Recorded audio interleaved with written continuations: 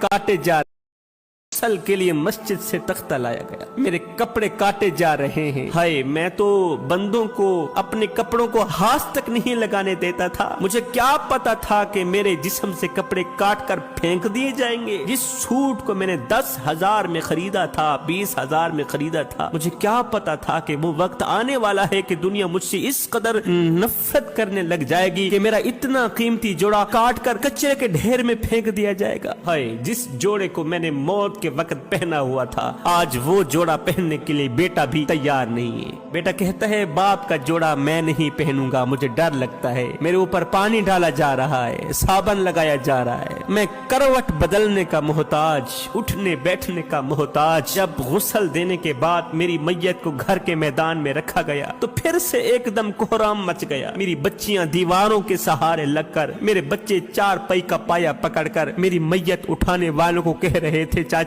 अब्बू को कहां लेके जा रहे? अब्बू तो जा रहा है, हमारा क्या बनेगा? अल्लाह अकबर, आज दुश्मन भी तेरा मुंह देखने आ रहा है, आज जमाना तेरी जियारत करने को आ रहा है। ईमान से बता, क्या ये तेरा काला मुंह दिखने के काबिल है? ये गुनाहों में डूबा हुआ मुंह दिखने के काबिल है? अब दुनिया वाले तो तेरा चेहरा देखने के लिए तैयार बैठे, कहीं ऐसा ना हो कि इस चेहरे को देखने के लिए रब तैयार ना हो, इस चेहरे को देखने के लिए मुस्तफा करीम तैयार ना हो। हमने तो काफूर की धुनिया भी दे डाली, गिलाफ भी चेहरे पर रखवा दिए, मदीने के इतर भी लगा दिए। खुदा पाक की कसम, अगर अल्लाह ने इस चेहरे को ठुकरा दिया तो फिर लाख इतर लगाने के बाद भी ये चेहरा किसी काम का नहीं, लाख काफूर की धुनिया देने के बाद भी ये चेहरा किसी खाते का नहीं है। खुदारा मेरे भाइयों, मुराकबा किया करो। 4000 बंदा मेरा जनाजा पढ़ने के लिए आया था, लेकिन मेरे साथ खबर में जाने के लिए एक भी तैयार नहीं। जनाजा पढ़ते ही सारे एक एक करके चले गए। मुराकबा किया करो। मुझे लहद में उतारा जा रहा है और मेरा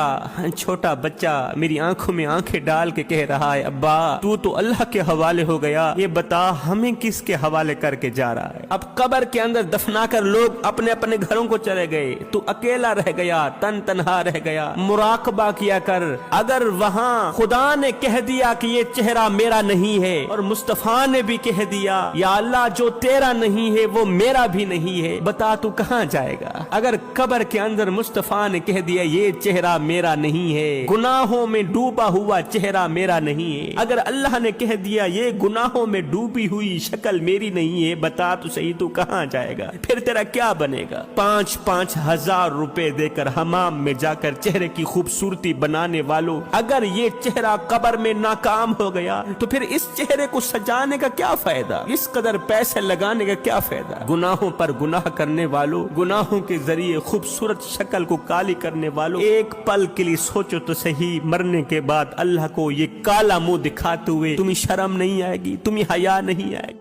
गुस्ल के लिए मस्जिद से तख्ता लाया गया, मेरे कपड़े काटे जा रहे हैं। हाय, मैं तो बंदों को अपने कपड़ों को हाथ तक नहीं लगाने देता था। मुझे क्या पता था कि मेरे जिस्म से कपड़े काट कर फेंक दिए जाएंगे। जिस सूट को मैंने 10,000 में खरीदा था, 20,000 में खरीदा था, मुझे क्या पता था कि वो वक्त आने वाला है कि दुनिया मुझसे इस कदर नफरत करने लग जाएगी कि मेरा इतना